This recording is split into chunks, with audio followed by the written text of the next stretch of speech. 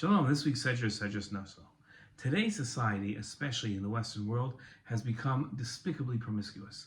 I'm sure if you research the Dvar Torah from 50, 60 years ago, you'd find the same observation about society being made then as I and so many make about today's times. 50 years ago, society was becoming more promiscuous, and it has kept a downward moral trend for 50, if not longer, years. It seems the modest and bashful lifestyle people kept about the sexual aspects of life has kept breaking barriers. People have cheated on their spouses for thousands of years, and cheating on one's spouse is nothing new. Society has changed in its attitude towards general promiscuity and cheating in specific.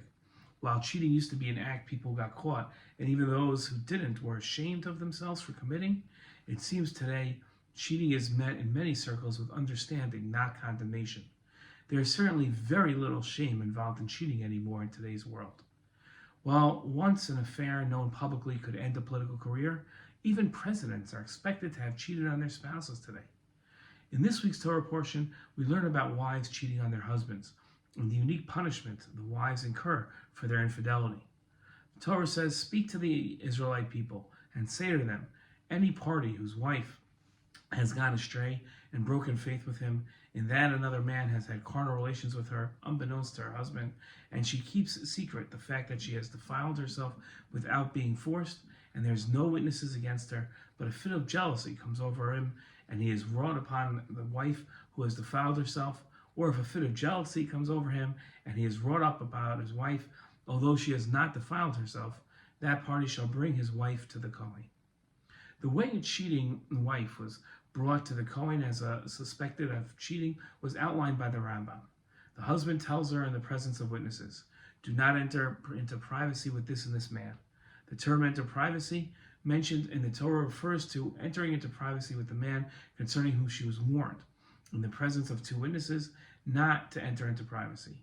If she remains with him long enough to engage in relations, i.e. the amount of time necessary to roast an egg and swallow it, she is forbidden to her husband until she drinks the bitter water, and her faithfulness is checked.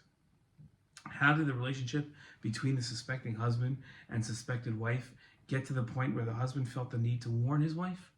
In his commentary to this episode, the Sforno wrote that the wife didn't act modestly. It was her immodest behavior that raised her husband's suspicions and brought him to warn his wife against secluding herself with another man.